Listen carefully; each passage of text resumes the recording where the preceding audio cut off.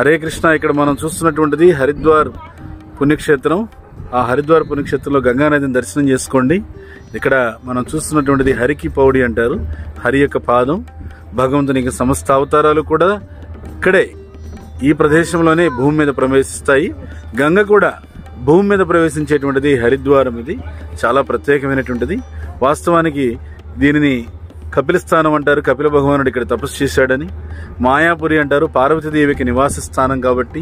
ఎందుకంటే ఇది దక్ష ప్రజాపతి యొక్క రాజ్యం గనక దక్ష ప్రజాపతి కుమార్తె అయినటువంటి సతీదేవి లేదా పార్వతీదేవి, అందుకే దీన్ని మాయాపురి అని చెప్పి కూడా అంటారు. అలాంటి విశేషమైనటువంటి స్థానంలో మనము మానసాదేవి మందిరం ఇక్కడ మనం చక్కగా చూడవచ్చు. మానసాదేవి మందిరాన్ని మీరందరూ కూడా దర్శించండి. ఈ మానసాదేవి మందిరం ఇక్కడ ఇది ఒక శక్తిపీఠం. ఇది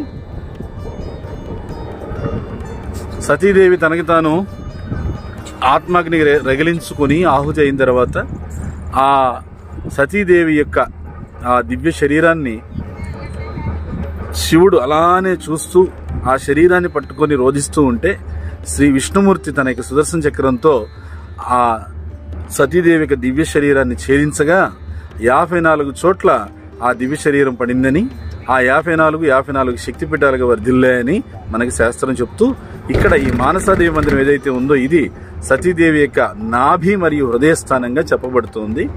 మానసాదేవి మనందరి యొక్క భక్తులందరి యొక్క ఆధ్యాత్మిక అభ్యాసకులందరి యొక్క మనస్సుని భగవంతుని యొక్క పాదపద్మాలపై ఎప్పుడు ఉండే విధంగా రక్షించుగాక అని ప్రార్థన చేస్తూ హరే కృష్ణ కృష్ణ కృష్ణ హరే హరే, హరే రామ రామ రామ హరే హరే, గోవింద.